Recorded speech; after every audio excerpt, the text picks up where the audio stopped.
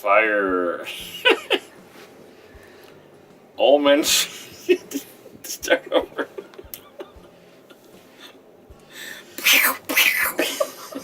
Fire. Erase that. Erase that. Roll. Ooh, I'm going to put that in, you know. No. Okay, go ahead. Roland Willits, Old Men's Stories. Teri Willits, that's a outtake. Outtake, yes. That's it. Yes. We're going to Okay. record that sucker. Teri Willits, Old Men's Stories. Yes. And today is about fire starting. Fire storming? Starting. Oh, starting. Never mind. Starting, that fire storming. Fire starting. We don't fire storm, no. Okay. And I was talking. I was saying, Terry, I've got to find a speaker for fire starting. And then we were over at Aunt Minnie Miles' yellow store here in Mountain View, Arkansas. Yes. And we were looking at, she had these things on the outside. What did we find there? We found an old wood-burning kitchen stove. Yeah, made out of, what is that? I was raised on a farm in, well, middle of nowhere, nothing. It wasn't really a farm. In New Mexico, and there's not a lot of wood there. It's mainly grassland and prairie. And because there was no wood, we didn't have wood to burn in the stove. And I was telling Roland about when we were little kids, even before we started to school, our job was to go out into the pasture and get dried cow patties for the fuel. It burns very well, and you just have to make sure that it's all totally dry, both sides and inside. And that was our job. We would take a gunny sack, my little brother and I, and we would go out in the pasture and we would pick up dried cow patties and bring them back. And that's what we burned for fuel. And my mother cooked with it, and I know that there's people out there going, bleh! But it's actually not dirty and it doesn't smell once it's dry. It's just like hay or grass matted together. And what if it was wet? We didn't use it if it was wet. You didn't try to pick it up even because it was really messy. And then you'd have to take a bath. And sometimes you'd turn it over right if it was just a little... Well, no, if it was dry on the top, we would flip it over to see if it was dry on the bottom. That's when we were gathering them. Oh, okay. And if it wasn't totally dry on the bottom, we'd just leave it flipped over. And we'd go get it the next day or the day after that. And this oven, when I saw it, was sort of like a pot-bellied stove, only it was a pot-bellied oven. How would you describe it? It's made out of the... It didn't have an oven. It had pie warmers on top. It had these big steel things that you put on top of the... Oh, those, yeah, the covers. Yeah.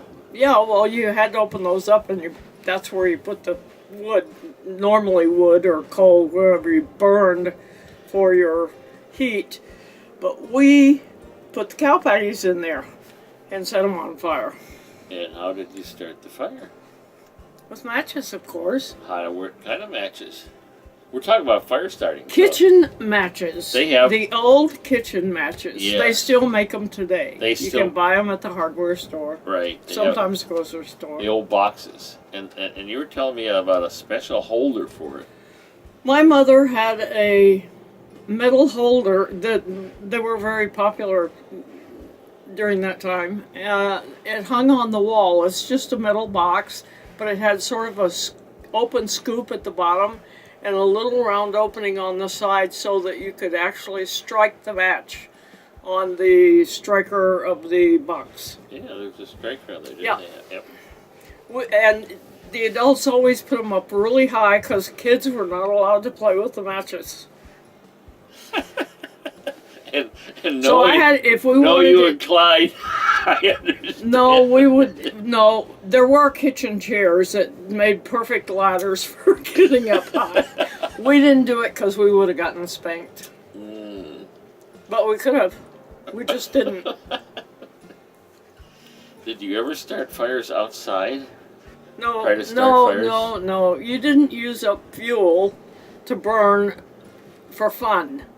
Oh, okay. You only used it for utility, Oh, okay. for heating bath water, or sometimes we would build fires under a big kettle because we didn't have a washing machine. In fact, I didn't even know they existed at that time. So we used to put the white clothes in this big cast iron kettle and boil them to get them white. That was the only fire we built outside. And you Or only did it my with the white grandmother, clothes. my grandmother also had a big kettle like that, and she made soap in it. And she would build a fire under that, but What'd you make soap out of? lye and fat, From And- the animals? yes, Okay. from the pigs. Mm-hmm. I'm assuming pigs. What did you do about fire starting? I Weren't was in you the a city. scout? I was in the city. Oh yes, I did. But I have to tell stories at the first half of the show.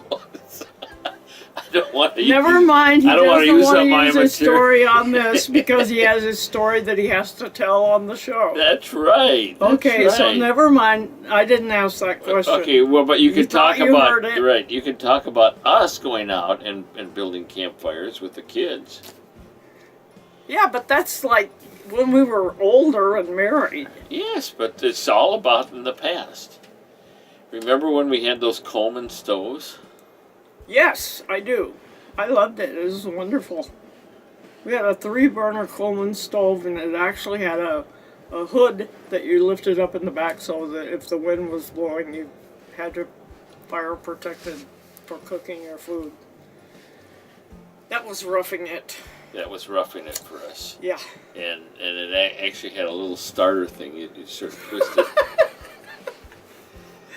Yeah, that was rough. You, It was it was really rough. You had to put the fluid into the coat. I didn't. I Somebody did. else did. I did. Okay. I did that. I was I got all the gadgets for doing stuff easily when we were out camping. Okay. But we were really equipped to camp well. Well, I read somewhere about starting a fire with sticks, or maybe my grandpa told me about it. My grandpa told us a lot of stuff. He said that if you rub 2 sticks together really hard, you could start a fire. But all we got was a bunch of polished sticks because we just rubbed them and rubbed until they were like shiny. That didn't work. So then he said, no, we weren't doing it right. We needed to have a flat stick, and then we could roll the other upright stick on that flat stick and be sure we had grass, dried grass there. Because once it started to smoke, then we could get a spark and we could put the grass on it and then blow gently and it would cause a flame. That didn't work either, but we got a lot of blisters on our hands from doing that. Then I saw a movie with Tom Hanks where he was like stranded on an island, and he very wisely used a string to pull the... Yeah. Yes. I didn't think of that. I wasn't that bright, I guess, on making fires. Yes. But we had a lot of fun polishing sticks. I bet you did, and you were in some pretty dry country. Yes. And there was also flint. Now, everybody says flint makes fire. I never found any. I've never seen it done, except on television, probably. Mm. Well, I can tell you, I have done it to make sparks. I'm trying to remember if I did it to make fire.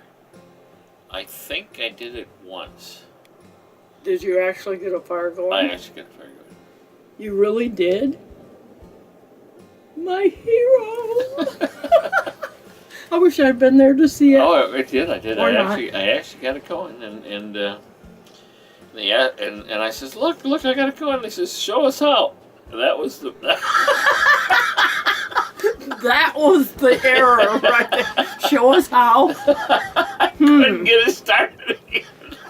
I know how that works. Murphy's Law. Yes. Murphy's Law. Yes, it was funny. It was like, okay, show it. And I says, all you do is you just sit down. I sat down.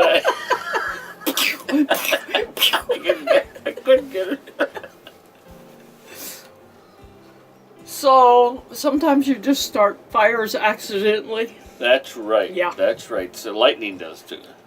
Well, yeah, but you don't control You ever that. had any lightning start fires out in the Not desert? not at our place, but our neighbors got their barn burned down. Wow. It was struck by lightning because they didn't have a rod on top, a lightning rod. Wow.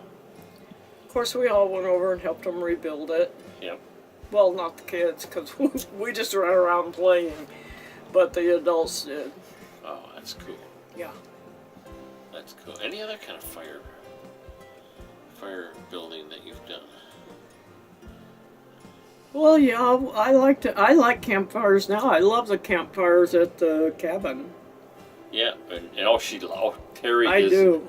Terry absolutely loves fires. Yeah, She goes around with the fires, and she gets the stick, and she sticks it, and she straightens it, and she moves it, and she puts, and all the little sparks come up, and she has to straighten. Oh, this rung is crooked. I really enjoy those fires at the cabin. We have Yes. fun. We have a fire pit in the front, next to the lake, and it's a joy because we actually have wood to burn. Of course, we're modern day pioneers, so we have those logs that you buy at the hardware store.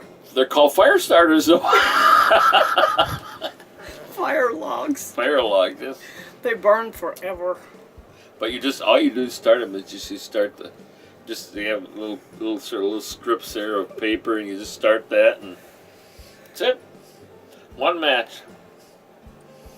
Well, if the wind's not blowing, we don't even use matches now. We have those sparky Things that. lighter thingies. Oh yeah, fancy. That's the scientific description Yes, and name for I them. like that. It works. Yeah. They're like a little gun. You sort of pull the trigger, and it lights on the end. Butane lighters right. for campfires. They're nice. All of you know what I'm talking about. All you that were in the old school, remember the patties. And the sticks. Right, but all of you should know the butane lighters. That's right. If you're alive today, you should know about Then that. can listen to this video. Have we explained to the universe how to start a fire now? Okay, the other thing I wanted to say is in Scouts, in Girl Scouts and Boy Scouts, they take the lint from the clothes dryers and pack them into egg Yeah. holders, Yeah. the paper ones, Right. and put wax in them, Right. and they use those for fire starters. Yeah. They make them. They work good. Yeah. Yes, they do work. Yeah. They got all kinds of stuff. They take those out with them. And that works good. Yep. I've seen kids do that. You know. Isabel did it. I've been. Mark did it. We're heading back north. I just have to say some more. Practice. Oh, okay. Practice so you know. You pick it up instantly when you get down to it. We're heading to north. We're heading up by Fargo, so you have to put in, you know. You have to say, you know. Mm-hmm. Yeah, but you have to say it correctly with the correct intonation. Well, show me how. Tell me how. Well, I'm not there, so I haven't picked it up yet. I'm one of those parrot mimic people. Okay. Okay. Good night, Terry. Good night, Gracie. Good night. Roland Willits, OMS Stories. Teri Willits, Old Men Stories.